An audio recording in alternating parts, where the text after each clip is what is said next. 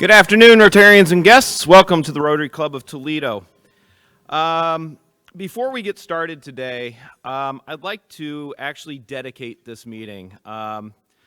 Tragically, 4 years ago this week, we lost a Rotarian who was a very good friend to many of us far too soon.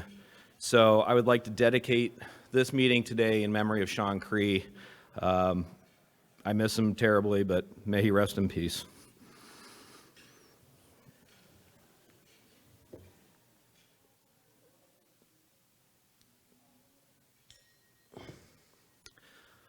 I'd like to ask Mary Westfall to come to the podium and deliver today's reflection and lead us in the Pledge of Allegiance. Mary?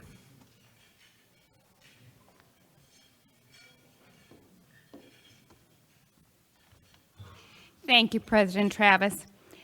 So as we prepare today to develop stronger business ties with one another, let's pause to think about our role as strong servant leaders.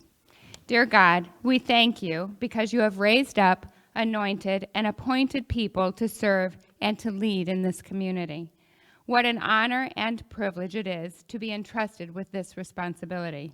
May our leaders continue to have the courage to reach out and support one another, to stand firm in what is true, and to lead with vision and compassion. We thank you for your enduring presence and perfect wisdom that illuminates the thoughts, decisions, and actions of our leaders with endless patience, compassion, and love. Help our leaders to remain focused, to live and to lead as humble, grateful, assured, and generous servants, to live and to lead as an example, to live and to lead as faithful mentors.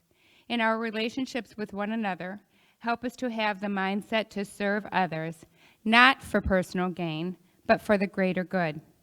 May our example, our words, our actions, and reactions be driven by what is in the best interest of those who work and walk beside us.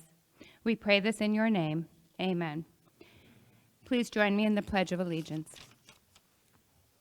I pledge allegiance to the flag of the United States of America and to the republic for which it stands, one nation, under God, indivisible, with liberty and justice for all. Thank you, Mary.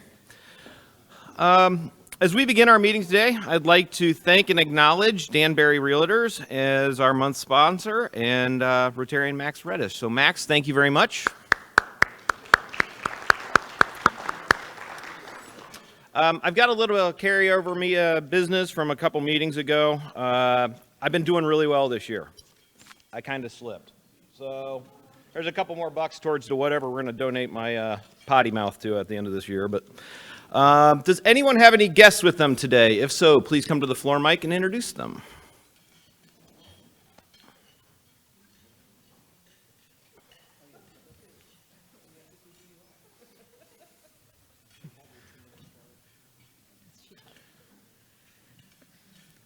Hi, Travis, Mr. President. It's J. Marie Ray, and I'm excited to introduce Val Ladd, who's new to Fifth Third Bank as an associate WMA and new to Rotary.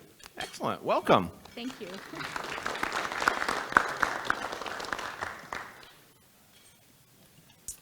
Hi, President Travis. I don't like saying that. It's whatever. Thank you. I'll put a dollar in the swear jar for me. I have two guests with me today. First is Emily Ignatowicz. She's the Senior Living Advisor with the Oak Leaf and the Grove. And then I have also with me Paige Reyes with the Leukemia and Lymphoma Society. Excellent. Welcome to you both. Glad you're here. Come on over. Thank you. Hi, President Travis. I have two guests with me as well, both from International Samaritan Group. I have Tucker Rosselmeyer. I told you I was going to do it. Ross Massler, and then Mike Tinbush. Excellent. Welcome, guys. And thank you for being here at the International Services Committee. I appreciate it. Hello, President Travis. I have with me Sharita Wimberly. She is a new business owner. She is an American Family agent. I'm glad to have her here. Excellent. Welcome. President Travis, I have a good friend of mine, Chris Tucker, a great commercial lender for KeyBank with us today. Welcome, Chris.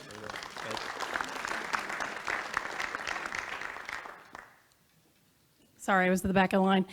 Hi, President Travis and fellow Rotarians. I have two guests with me today. Too short. Sharon from Moms Demand Action over here, and I also have Anna Brogan from Lucas County Canine Care and Control. Say that fast. Welcome to you both. I'm glad Thank you're you. here. Thanks everybody for bringing guests. That's fantastic. I love it. Wait a minute. Oh, I made a huge mistake. The guy in front of me was a Tucker, right?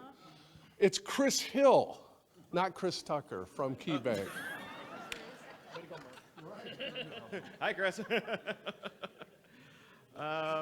Okay, as we get going here, I'd like to ask past President Cindy Binkley to come to the podium to discuss the upcoming nominations.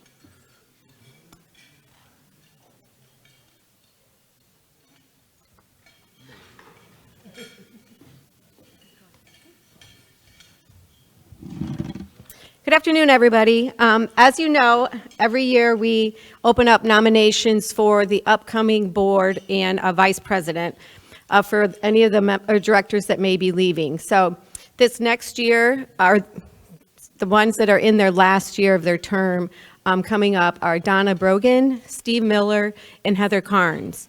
So we're now starting the process for the nominating for next year's board of directors and vice president, who will eventually become the president. As you can see up here, the criteria for nominating, I'm not going to go through it and read through it, but a member has to be in good standing in accordance with the Constitution. They have to contribute any denomination to the foundation. They have to have had served on a committee chair and successfully led a project. And their length of membership has to be a minimum of 3 years, and the 3 consecutive years just prior to being nominated. For the vice president, it's basically the same, other than they've had to serve as a club director for at least a year. So with that said, we have already started the process. Thank you.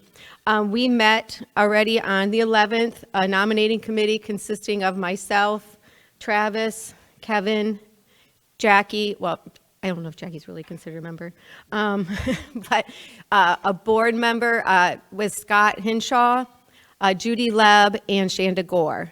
So we all met once already and put a few reviewed the criteria, making sure that it's still sufficient, and reviewing the timeline to make sure we stayed on track.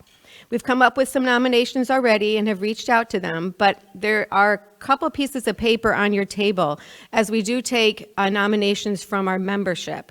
If there is someone that you know that meets the criteria that I just reviewed and you'd like to nominate them, please take one of those sheets and ask 20 members to support you in that nomination. Once you have 20 signatures, you can just give it to Jackie or email it to her, and she will add it to our list of nominees for this next upcoming year.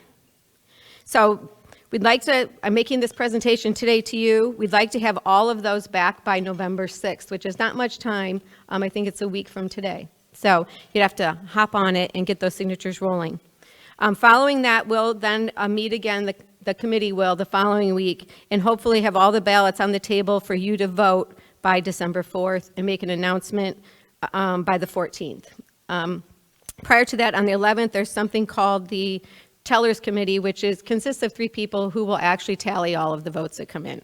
So if you have any questions regarding this, feel free to reach out to me, chat after this meeting. But I hope that if you have someone that you really like to support, you grab a sheet of paper and put their name in to join the board of directors. Thank you.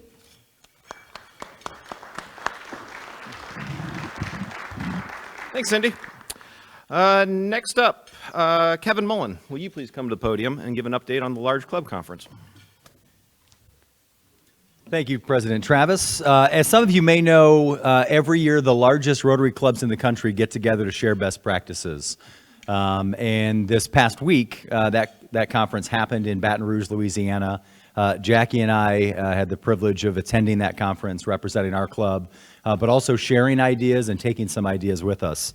Overall, I will say we are in really good shape as a club. It's really cool to get to a place. You know, when I tell people that we're one of the largest Rotary clubs in the world, even folks that live here in the Glass City respond with, "Really?" But when you go to a conference with some of the largest cities in our country, And then they find out that Toledo's in the room, they're even more surprised. And then when we start talking about things like member retention, member engagement, and they hear the things that we're doing in our club, they really take notice. So the number of guests that are here today is a testament to how our club members feel about this club and the work we do in our community around the world. But it shows up in the numbers. And so when we talk to other clubs, everybody got hit during COVID. Everybody lost a lot of members. And there's a few that have stayed really, really big. But for the most part, we're all, a quarter to a third smaller than we were pre-COVID. The difference is that our club, unlike most in the country, is rapidly growing back. And so that is a compliment to our membership committee and their attention, but also to each and every one of you. We had breakout sessions on membership and retention, diversity, equity, inclusion, fun-filled meetings, and programs and fundraising. There's a cool program in Lexington, Kentucky, Dancing with the Lexington Stars. I'm not recommending that we have a dancing competition as a fundraiser for our club. I've seen Travis dance, and it's still burned in my brain. Still trying to get that out of my head. But I will say that the most notable thing for me about that particular program was that 75% of the attendees and 75% of the donors are not Rotarians. And there was a switch for me when that presentation happened. Because I went from seeing Rotary as a great organization that supports great organizations. Right? We're a great club that supports great organizations doing great work in our community as, and I'm going to owe $1 here, well, damn it, maybe we're a great organization that deserves supporting because we do great work. And so as we look ahead to, one of the things we got to do was start making plans for next year, for my term serving this club as president.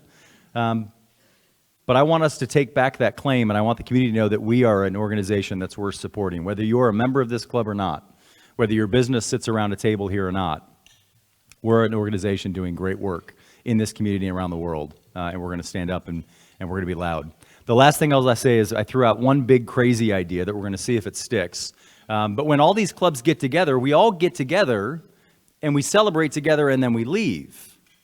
And I feel like we could do more.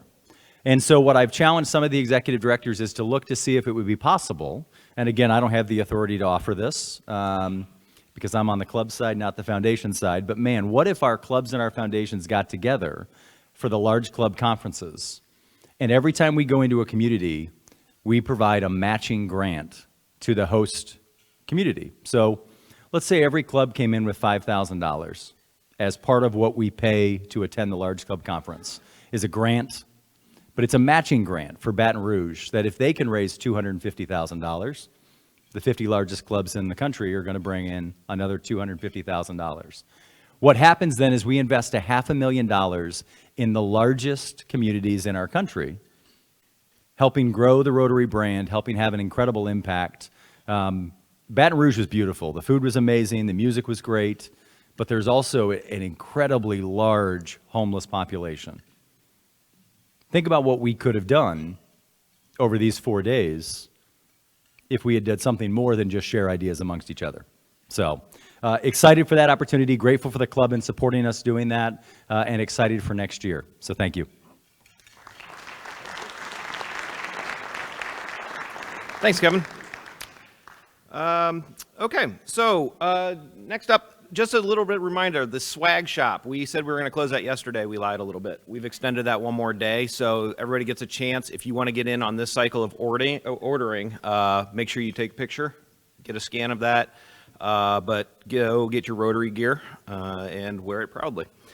Last week, we did our Pints for Polio, for World Polio Day. For all those of you that came out, I think you all know how much fun we had, but we also did some good work. We raised $1,560 in one day last week. That will help us eradicate polio. All of that goes to the End Polio campaign. I could not be prouder of the folks in this club that donated, that came out, that had fun. It just goes to prove that, not all charity has to be boring. It can be a lot of fun too. So it was great. Shout out to the bowling league for donating as well. We had the buckets out at the bowling alley. Michael Cohn, wherever you are, thanks for managing that for me. So yeah, again, I just think that's fantastic. 1560. So moving on for today's program. I think I mentioned last week we had a last minute kind of cancellation on our speaker, and going back a couple weeks ago to when we talked about the state of the club, the statistic that 35% of this club has been a member for less than 3 years was thrown out. And that's just absolutely striking to us. So rather than try and shoehorn a speaker in, we thought, what a great opportunity for everybody to come together and have a networking day, get a chance to know each other better, get a chance to introduce yourself if you don't know everybody at your table already, but just have an opportunity to have conversation and discussion and learn about each other a little bit. So what we're going to do is we're going to throw some topics up on the screen, things to kind of give you some ideas of what you can ask, talk about. Take about 3 minutes each or so, kind of go through it. And like I said, just have a good time getting to know each other, see what kind of ideas that come out of here, but most importantly, enjoy your time. So I'm going to turn it over to there, and we'll pop back up here in a little bit and wrap things up. So enjoy.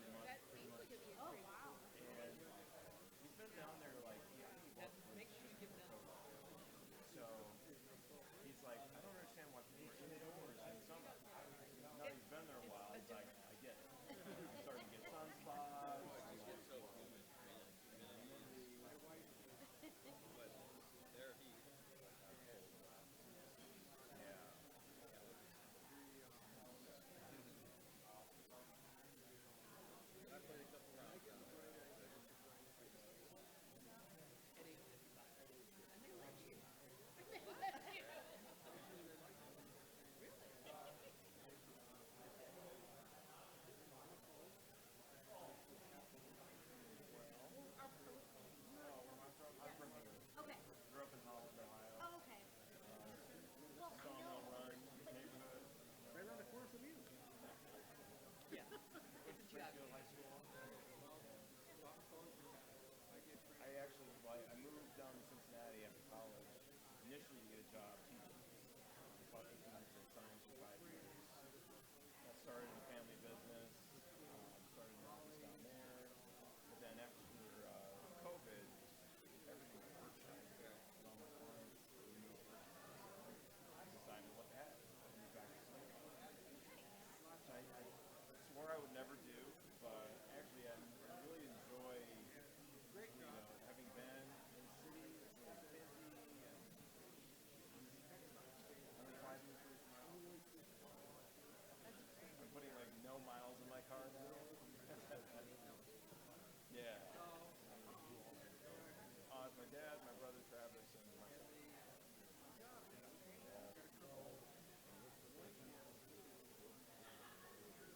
Yeah, I'm mostly virtual now, so I have clients all over the place. New York, California. Who I've never met in person. How are you getting this? I do webinars and I have a podcast. Oh, okay. It's called The Lawyer Millionaire. So I'm a financial planner, but I work with law firm owners. And so actually during COVID I just started doing webinars. And then I started getting clients.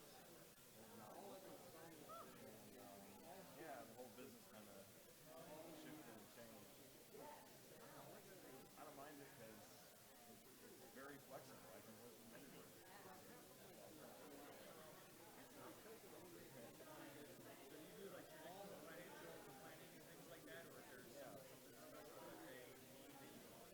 Yeah, because law firm owners are business owners, so there's a lot of business owner things, and the business and the personal finances are usually really hard to get. One of the big challenges law firm owners have is fluctuating income. So I help them achieve some sort of financial stability and then try to start building wealth. So we, help them with cash flow and budgeting and all those things. I'm really terrible at that. 30-year-old. One of the common things I see is they just, instead of paying themselves a regular salary, they just pull out what's left over from the business. And they just take a drop in the business unless they need money. And then there's all kinds of bad habits.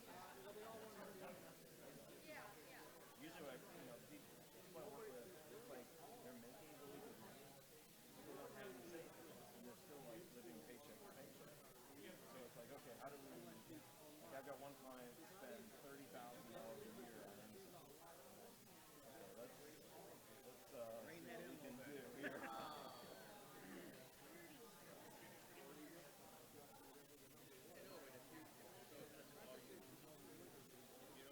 You're not keeping track of it.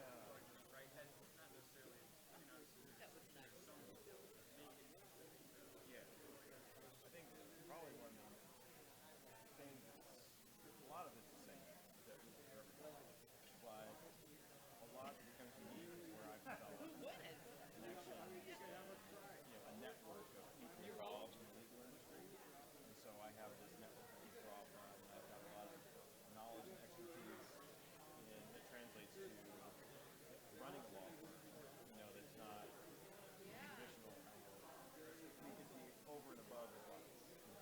But I think it kind of happened haphazardly. I was a generalist, just kind of working with everybody for a while, and then I knew I needed to niche, good business practice, kind of stand out. It's hard to stand out. So I was just kind of looking over my list of clients. I had a lot of clients who were already attorneys, and so I just kind of decided to go in that direction. And then when COVID hit, that was kind of the catalyst. Okay.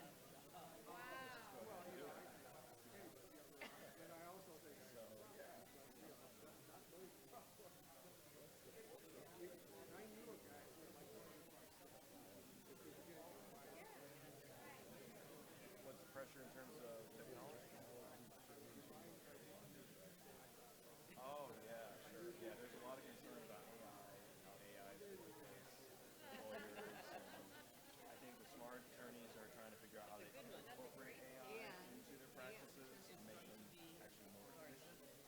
And then it really challenges the old model of the billable hour. So most attorneys traditionally bill by the hour. But it's a better practice, I feel. A lot of research suggests this, to have more of a flat fee billing structure. Incentivizes you more efficient. Hey, if I get the work done faster, I'm going to pay more money. I mean, I'm going to make clients through, increase the revenue. Yeah, so there's a lot of good and bad things with the technology. But a lot of law firms are now working, which is really kind of interesting. I know a lawyer, law firm owner who he runs and operates his firm here in the United States. He has support staff. Going to be governor the following year. He and his family travel the globe. Spend a month in Italy, a month in France. You can do that if you set it up. Good. Can you beat that? No. So what he was referring to that I heard he actually represents the board on a crash of the government. They have a crash place outside of DC, and he flies down there twice a month to crash cars, to get their ratings, their safety ratings, etc. One of his buddies in that division, the board makes you self-evaluate yourself before you go to your boss to get your evaluation. Usually I bring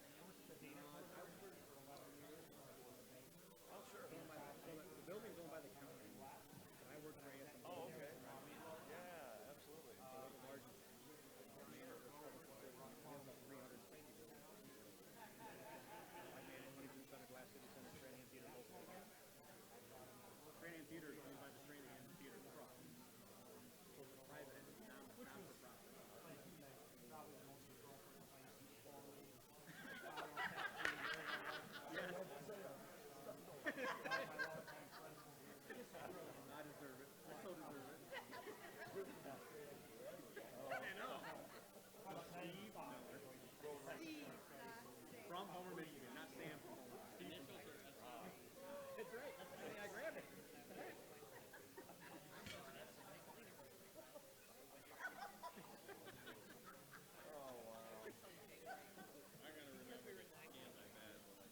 I gotta remember we scanned my other. Sam got credit today, and I didn't.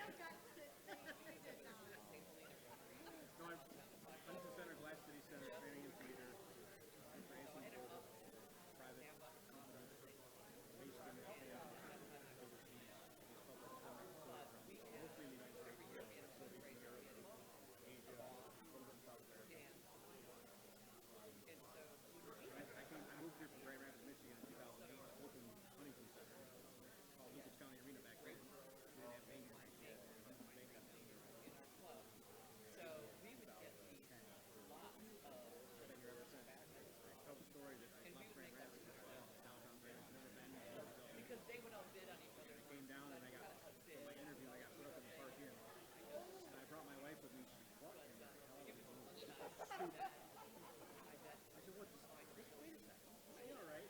We get into the room, this is even worse. Like, oh no! And now she'll never leave. I love it. And the Rotary office is on the fifth floor. Rotary house on the fifth floor of the hotel, that's right. Right idea. We used to host the Rotary, these meetings used to be in the ballroom of the park. Which is now,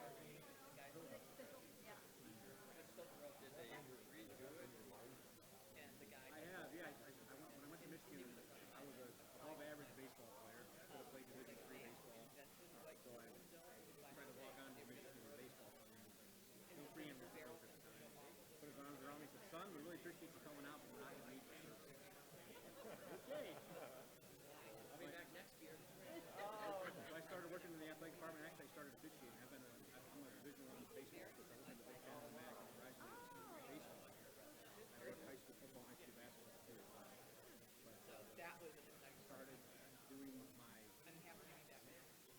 sports work. I was going to be a sports broadcaster, and then I worked for the Washington Capitals for a summer, and I worked for the Charlotte Hornets for a year. Ended up at Wake Forest for a year, and then I've been in Grand Rapids for 28 years now. So I've been very fortunate. My little dinky small town, everyone says people never leave their small town. I obviously left. But with the exception of North Carolina and Washington, D.C., I've never lived more than 2 hours from my hometown, ever. In our business, it's very difficult to do because there's usually one building in each market. People don't stick around. They typically do their 3 to 5 years term, they go to another market. Grand Rapids loved it, and love it here. I tried to play ball. He practiced with you for a couple. He was the coach. Well, Brian was the coach, but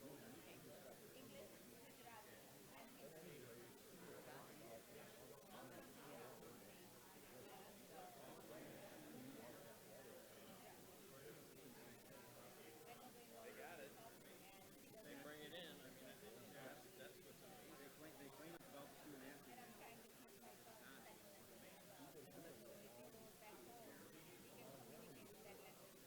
If you think about it from a Big Ten perspective, now that Washington, Oregon, UCLA, USC are going to be, think about Rutgers, who's going to play a volleyball game on Tuesday night at USC.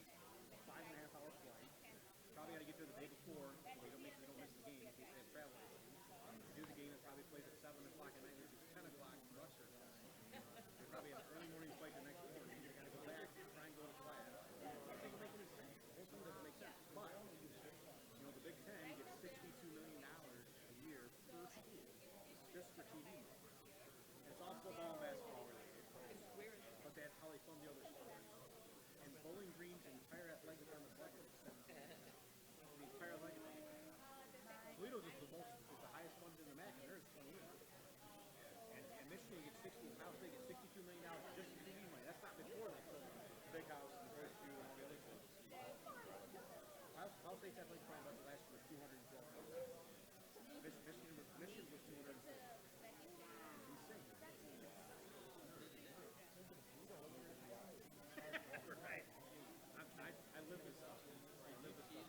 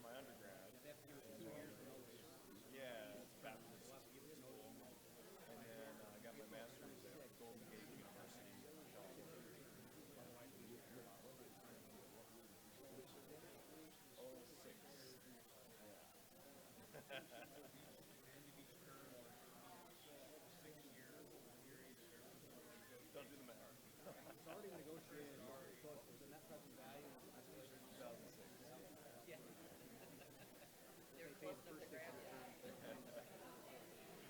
I started having students, I saw none of my students were born in the anything 19. Everything was after 2000. I'm like, oh, wow.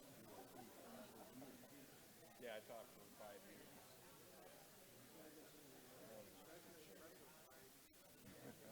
What year did you graduate from? Oh, 06. That name is familiar. Okay. Right now when I was there, but that name was I know he was.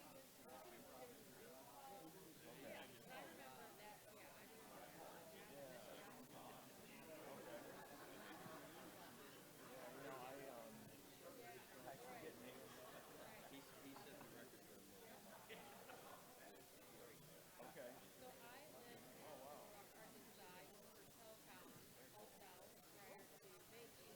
I didn't hear about what you do. So I worked at night insurance. Okay. And I getting married. And because I spend a lot of my time working with the nonprofits. At the time, it's really busy. I relocated from Toledo to Rotary. So I do I do not do any benefits. I also headquarters were down the hill from Hillary Clinton's mom. Yeah, so I've been there. January 18 years. They would land their helicopter. So I work with my dad. My dad is the president and I was over here flying a lot. So I ran and then and I had my driver's license. This is my main name. I really had a job in my life. And after about the third week, job was out of college. I was like, first job was in high school. Second job was out of college. People looking at me because my main name was Lima. And then ready to go. And so it was good experience. It was good experience. I actually worked for an insurance company. And I told her, I'm like, I'm the formal and she's the rich society. So why I'm high. Yes, the story and my dad and I get along really well. I have some pros that he doesn't have, and he has some pros that I don't have. So we're a good team. When I joined the family business, we didn't have a website. Oh, wow. I had a dream of that. Oh, wow. So I helped create the first website. There you go. And he was very nice. Very rudimentary. Yeah, my brother came in. He's 8 years younger than me. So he came into the business a few years ago as well. Now he works with realtors. That's his focus. What's your dad's name? Richard? Yeah, he plays it. Well, so when I started, actually, I'm in the benefits business now. Oh, okay. Oh, yeah. But,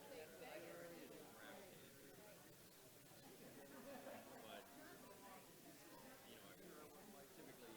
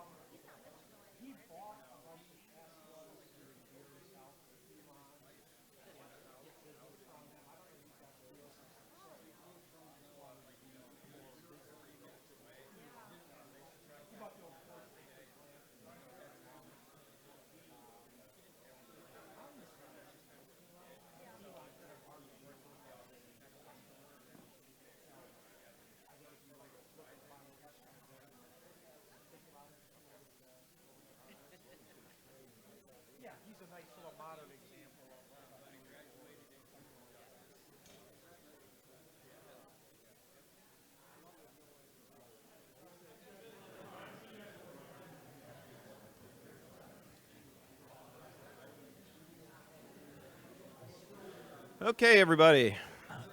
We're getting towards the end of the meeting here, so I'm sorry to interrupt the conversations. Please feel free to stick around after the meeting if you want to continue your conversations. Hope everybody's enjoyed it. I know I enjoyed my time over here at this table.